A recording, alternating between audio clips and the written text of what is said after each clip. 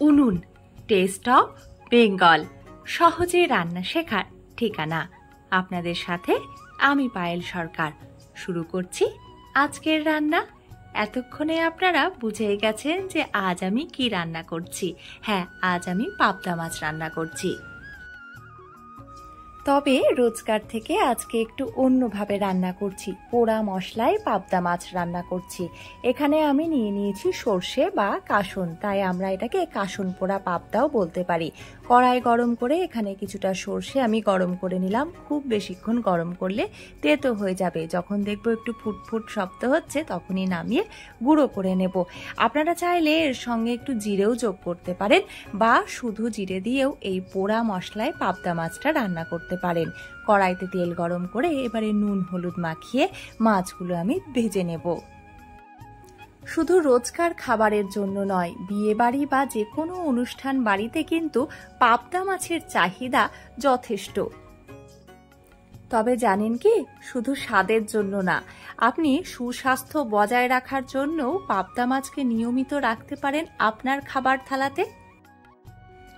আমাদের দেহে প্রচুর পরিমাণে আমিষের প্রয়োজন হয় এবং এর অধিকাংশই কিন্তু আমরা পাবদা মাছ থেকে পেতে পারি। পাবদা মাছে থাকে ক্যালসিয়াম, ফসফরাস ও লৌহ, যা আমাদের শারীরিক দুর্বলতা দূর করতে এবং আমাদের শরীরের দাঁত ও হাড়ের গঠনে কার্যকরী ভূমিকা পালন করে থাকে। শরীরে টিস্যু তৈরি ও মেরামতের জন্য কিন্তু পাবদা মাছ খুবই উপকারী। এছাড়াও হৃদরোগের ঝুঁকি কমাতেও সাহায্য করে থাকে পাবদা মাছ। সর্ষে গুঁড়ো করা হয়ে গেছে, এবারে আমি কয়েকটা কাঁচা লঙ্কা চিড়ে নিচ্ছি। উনুন টেস্ট অফ বেঙ্গল সবসময় আপনাদের কাছে খুব সহজে বিভিন্ন ধরনের রান্না করে দেখানোর চেষ্টা করে, আর তার সাথে সাথে বিশেষ বিশেষ খাবারের গুণাবলীগুলো আপনাদের কাছে তুলে ধরে। তাই এখনও যারা উনুন টেস্ট অফ বেঙ্গলকে সাবস্ক্রাইব করেননি তাদের বলবো চ্যানেলটি সাবস্ক্রাইব করে বেল আইকনে গিয়ে অল নোটিফিকেশনটা অন করে নিন, যাতে সব আগে আপনি আমার চ্যানেলের নোটিফিকেশনগুলো পেয়ে যান। আর হ্যাঁ, যারা ফেসবুক থেকে দেখছেন তাদের বলবো যে উনুন টেস্ট অফ বেঙ্গল পেজটিকে অতি অবশ্যই ফলো করবেন বা লাইক করবেন।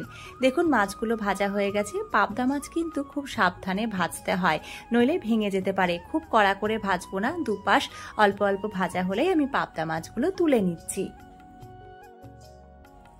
এবারে ওই তেলেই দিয়ে দিলাম অল্প একটু কালো জিরে। কালো জিরে থেকে বা এই ফোড়ন থেকে সুন্দর একটা গন্ধ বেরোলে দিয়ে দিলাম আমি কাঁচা লঙ্কা। কাঁচা লঙ্কা দেওয়ার পরেও কিন্তু লঙ্কার একটা সুন্দর ঝাঁঝ বেরোবে, আর ঠিক তখনই দিয়ে দিতে হবে উষ্ণ গরম জল। খুব বেশি জল দেবার দরকার নেই। এখানে আমি 300 গ্রাম পাবদা মাছের জন্য হাফ গ্লাসের একটু বেশি জল নিয়েছি, মানে 1.25 গ্লাস মতন। আর ওই জলটা একটু যখন গরম হয়ে এসেছে তখন তার মধ্যে আমি দিয়ে দিলাম পরিমাণ মতো হলুদ আর লবণ।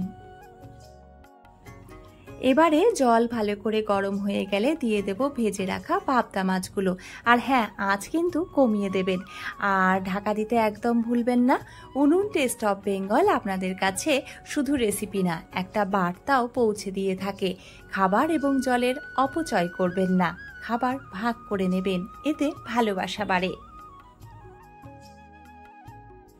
কাঁচা মশলায় কাঁচা পাবদা মাছ, এই বিশেষ রেসিপিটাও কিন্তু আপনাদের আমি দেখিয়েছি। তাই যারা এখনো দেখেননি তাদের বলবো ডেসক্রিপশন বক্সে গিয়ে অবশ্যই এই রেসিপিটাও দেখবেন। পাবদা মাছের এই রেসিপিটা আপনারা বুঝতেই পাচ্ছেন কত সহজ এবং কত কম তেল মশলায় রান্না হচ্ছে। এটা খেতেও কিন্তু স্বাদেও কিন্তু দুর্দান্ত হয়, তাই আপনারা অতি অবশ্যই একদিন ট্রাই করবেন। ভেজে রাখা মাছ দেওয়ার পর আমি 1.5 থেকে 2 মিনিট একদম অল্প আঁচে ঢাকা দিয়ে রান্না করেছি, আর তারপর ঢাকনা সরিয়ে 1.5 টেবিল চামচ মতন গুঁড়ো সর্ষে দিয়ে দিচ্ছি। খুব বেশি দিলে কিন্তু তেতো হয়ে যেতে পারে, অল্প একটু দেবো। এবং এই সর্ষে গুঁড়ো দেওয়ার পর আর বেশিক্ষণ না, মোটামুটি 1 মিনিট রান্না করব।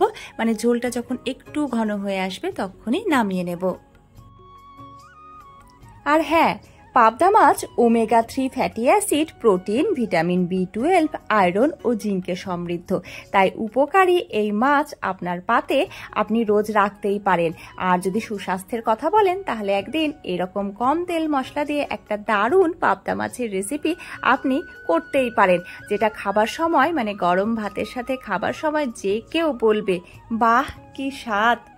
এতক্ষণ ভিডিওটা দেখার জন্য আপনাদের জানাই অনেক ধন্যবাদ। আপনারা সুস্থ থাকুন, ভালো থাকুন, আনন্দে থাকুন আর ভালোবেসে উনুন টেস্ট অফ বেঙ্গলকে করে তুলুন আপনাদের রান্নাঘরের সাথী।